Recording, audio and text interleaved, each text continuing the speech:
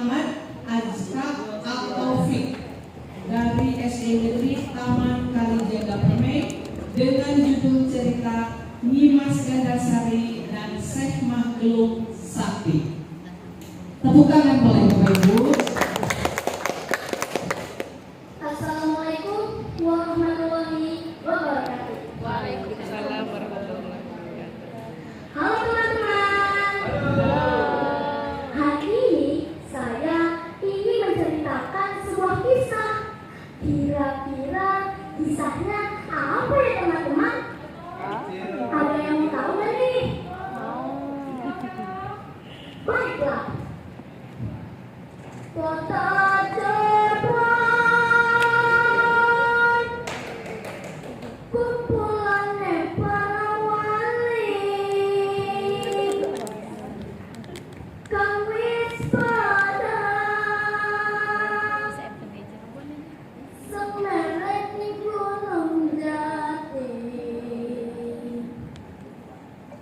Kisah ini menceritakan tentang Nyimas Gandasari dan Syekh Makhluk Sakti. Alkisah, pada abad 16 Masehi di desa Selapandan berdiri sebuah pesantren putri diasuh oleh Ki Gede Selapandan, sekaligus guru ngaji bagi para santri-santri. Ki Gede Selapandan adalah Pangeran Cakrabuana, putra mahkota Prabu Siliwangi yang memilih Islam sebagai jalan hidup dan spiritualnya.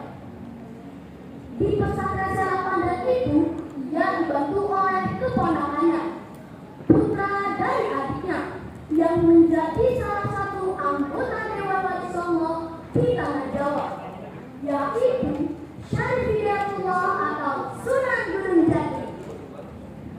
Salah seorang santri di pesantren Selapandan, terdapat santri dan kepandaiannya menonjol dibandingkan santri yang lain. Selain memang ia cantik dan rupawan, ia adalah Yati Piatu, putri bangsawan dari Kesultanan Basempase. Ia dititipkan kepada Ki Gede Selapandan sejak kecil, karena kedua orang tuanya telah meninggal dalam wabah yang melanda dunia saat itu.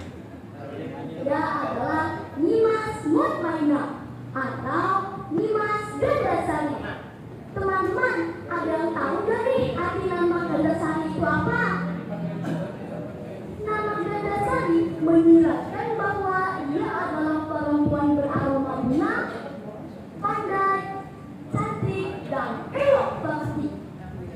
Selain karena kecantikannya, Nyimas Gandasari memiliki keilmuan yang mumpuni.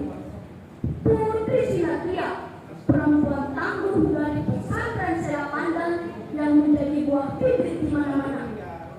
Banyak para pemuda, santri, dan dari segala kalangan membicarakannya. Bahkan tak sedikit yang datang ke pesantren untuk meminangnya. Nyimas Gandasari selalu menolak dengan halus, hingga suatu ketika ia memberi syarat, membuat sayembara dan ujian sebagai syaratnya. Barang siapa yang bisa mengalahkan kepintuan dan kanuragan dari manapun asalnya, siapapun dia bisa menjadi suaminya. Bukan insun melak semua lelaki, namun tanggung jawab atas ilmu agama, ilmu kanuragan, dan segala atas tanggung jawab itu menjadi tak pantas bila lelaki itu kalah dari insun. Apalagi menjadi dari bagian tanggung jawab insun adalah menjaga dan melindungi negeri ini. Ki Gede Selapandan atau Pangeran Cakrabuana memahami, bahkan menyetujui apa yang diinginkan oleh santrinya yang sekaligus putri angkatnya itu. Kemasyhuran Pangeran Cakrabuana sebagai putra mahkota Prabu Siliwangi dan keilmuan yang tak diragukan lagi, sehingga tak hanya satria dan juga adipati yang mengikuti sayembara itu. Tak ada yang bisa mengalahkan keilmuan dan juga olah kanuragan, tak ada yang bisa mengalahkannya. Berita ini menyebar hingga ke negeri seberang, negeri yang jauh.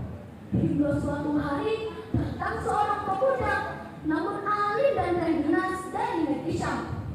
Semula ia tak berniat mengikuti sayembara. Ia ingin mencari guru di negeri Salubanara yang terkenal karena menjadi pusat keilmuan di bawah kepemimpinan Sunan Gunung Jati. Pemuda itu adalah Pangeran Saka atau Sarip Sam.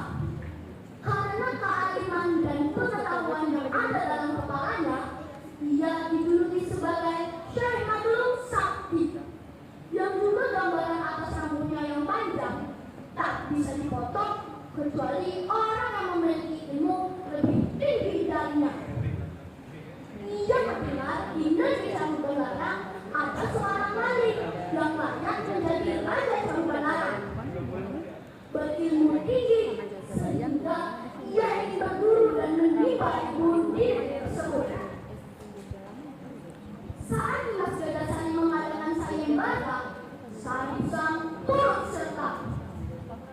Namun, niatan itu justru diketahui oleh Syekh Hidayatullah, sang wali yang juga guru dari sang wali dan juga guru dari Dimas Gadasari.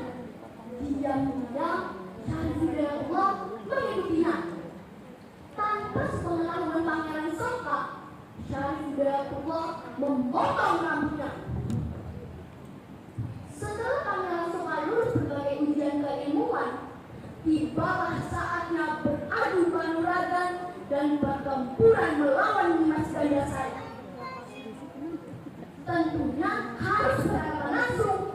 Namun saat Dimas Gadasari melihat Pangeran Saka, timbul rasa suka dalam hatinya.